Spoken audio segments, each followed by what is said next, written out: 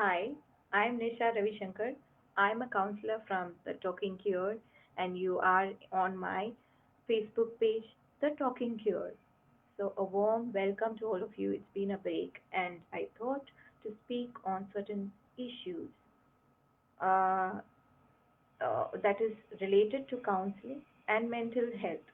The topic for today is uh, anger issues and counseling.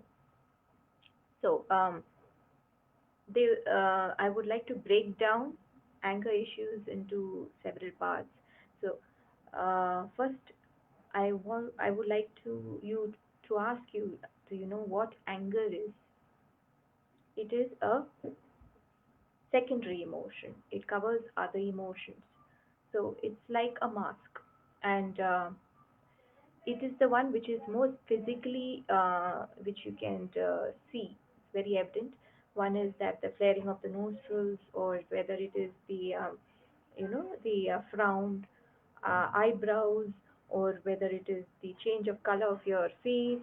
So it is something you can see very evidently. If somebody is angry, you know that there is something wrong. Like you rather stay away. But do you know that behind the anger, there's something else which works, which is called something as defense mechanisms. It's the inner workings. It's a natural and a very psychological working, which is very primitive from as far as the evolution of the human brain is concerned. And it is a term which was coined by Sigmund Freud, that is the father of psychoanalysis, okay, in 1874. Now, what is defense mechanism, and how how normal it is for anyone to exhibit these mechanisms, and the only visible aspect of this is anger, or somebody getting upset, or somebody brooding, or somebody sulking. But they are different ways which our behavior, we exhibit our behavior. And defense mechanisms is the inner workings. It's a natural and a psychological strategy which can protect a person, especially when a person feels that he is harmed in some way. Okay, and it protects the person from experiencing any unpleasant or what do you say, uncomfortable thought or feeling. So also it's a temporary way for a person to escape from suffering. So Sigmund Freud was able to identify these mechanisms when he was treating, patients who had psychological problems. But these are very normal, and even each and every one of you experiences this. It's very normal for you to feel angry and get upset. And let us go a little more in detail what these defense mechanisms are. Hmm? So first is projection. Okay. So yes, you get angry, upset, and you find fault with people around you. That is projection. Basically, what you don't like and what you don't feel uncomfortable, you notice. You notice the other people feeling the same. Like, for example, let me take a small example. Is that take for example that you're a college going student, and you want to meet each and every expectation of your, whether it is with your professors, teachers, or whether it is with your parents. You keep leveling the expectation, and you find that your grades are low, and you're not performing well in the college. And then when questioned, like suppose either your close friend, or if your family asks, like, why are you, buried in your books, or is something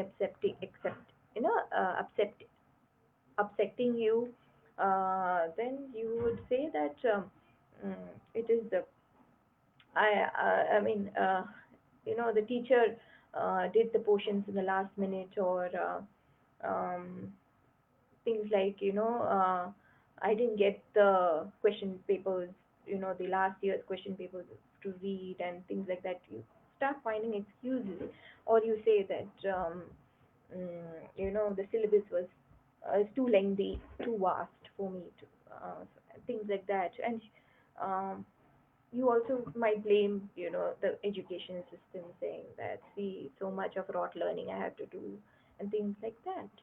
But you do not own up to the expectation. Probably there's some shortcoming from your end, whether you're not able to grasp the concepts properly, or whether it is you keep the things for the last minute. That goes against your self-esteem, and that goes against you owning up to the you being responsible for your performance, or in some way that if you put in the effort, you will perform well. You go against that.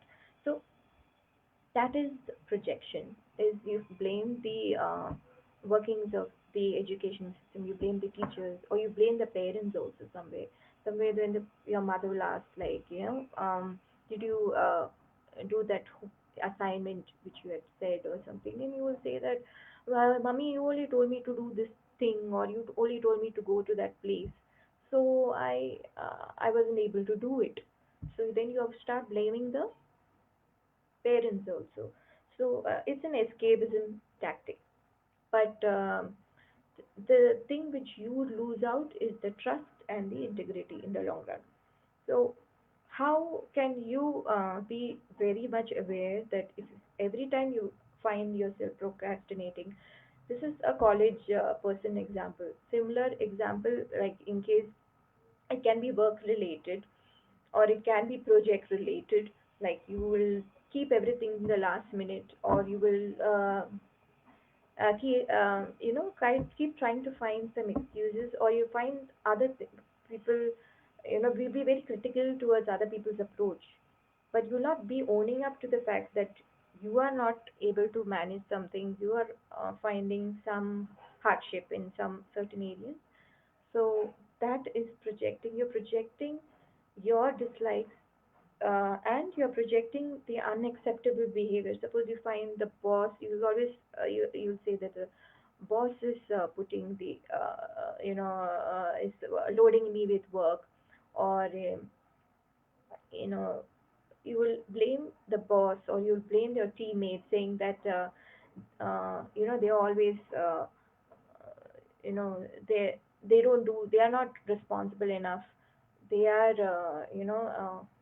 see, this person today delayed me because that person took a leave, or that person is careless, that person. So you will not own up to the responsibility. So another thing is, so whenever you finding fault in others, or when you're critical about other people, that's the time you can seek help from a counselor, therapist, or also any mental health expert. Why? First is that you get an opportunity to share that your shortcomings. If something is limitation, there's a limitation from your end, you can own up with that much ease, because it's an unbiased and a confidential space where you can share. So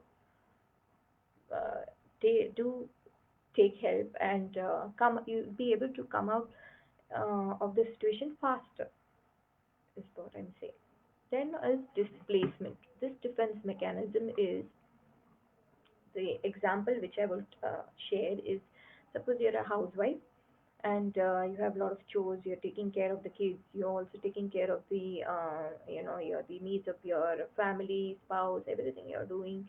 But it's just that one thing spills over the other. It's just too much, quite overwhelming. You're not getting the opportunity to rest, you're not um, taking that breather.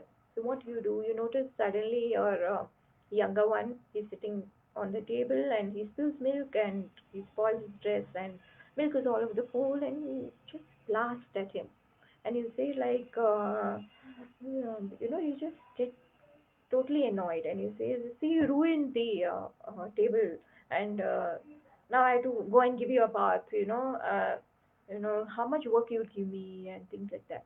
So this is a simple example, but it's a for example for you to be aware about how how many times you get into that pattern where you find things around the chores or the activities around you too much, too tedious for you to attend, and you just find somebody, a figure who's uh, subordinate to you. Like it can be your children, or it can be your servant, or it can be anyone. Some can be your spouse also.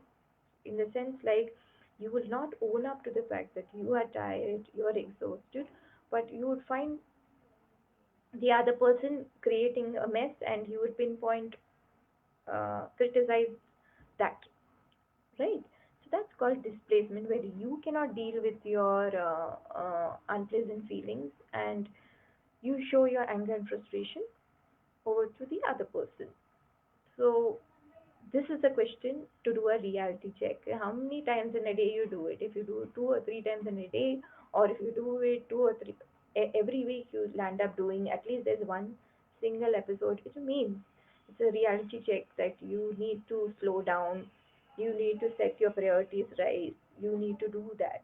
If you can do it on your own, well and good. If you can take support from your extended family, or or ask your mother to pitch in, or things like that. If you can do that, it can ease out. If you're not able, if you don't have that support, and you can't share this with your, if you find it awkward to share it with your friends, then be free to get in touch with a counselor or a therapist. Okay, so here is a opportunity for you to sort out your anger issues, and to understand that it is very normal for you to uh, get worked up, because when emotionally overwhelmed, you would react in a particular way, and there is a reason, because there's a program running behind. But if it is hurting that person recurrently, if the children are afraid of you, if they get afraid to confront you, or if you find yourself distancing from your spouse, or if you find yourself losing, feeling more depressed and lonely, please reach out. Okay. Another defense mechanism I like to talk about is denial. It's very simple thing that you actually dismiss the fact that there is a problem. Okay, so take this example that suddenly you are working in this company for about 10, 15 years, and suddenly the management decide that they're going to lay off people, and also your performance is not, they say that since your performances are not up to the mark, probably in 1 month or two, we'll have to let you go. And it's a shock for you. It's like, oh my god, like this is a company I've been there for so long, and it's a very shocking news, and it's a shock. They thoroughly there's a sense of disbelief, and you're disappointed, like that they would find it's unfair that they should do something like that. And then when you go home, you know in the back of the mind, there's a family, that you're the breadwinner. Okay, suppose you're the breadwinner of the family. There's a family you have to support financially. What to do? What to do? What to do? It's a very stressful series of thoughts you land up into. But you can't. Your image is very important. Yeah, and like I said, your self-esteem takes a beating. Like this is a place where you were working and there was no problem, and now suddenly it's changed. So it can be loss of job. It also can be loss of your loved one, or it can be any sort of trauma or tragedy. It can be anything which suddenly you're in a state of shock in 2 3 days. If suppose it doesn't sink in, it's okay. If you absolutely feel like such a thing, it's not real that this thing has happened. But if you find that it's prolonging for weeks, and you don't admit to the fact that suppose you lose your job, and you don't share it with your family, and they also notice the change in behavior, that you're brooding, the change of appearance and things like that. And please, please, uh, seek help. Please seek some professional help with a mental health expert or a therapist or a counselor where you can confidentially share your problems and you can get a solution from this.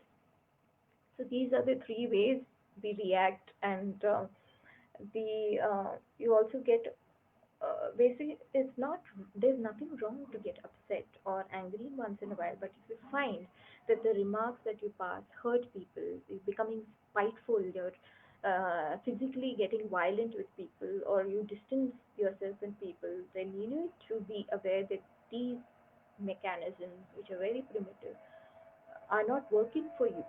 You know, they're immature mechanisms. You know, they're making you go against people.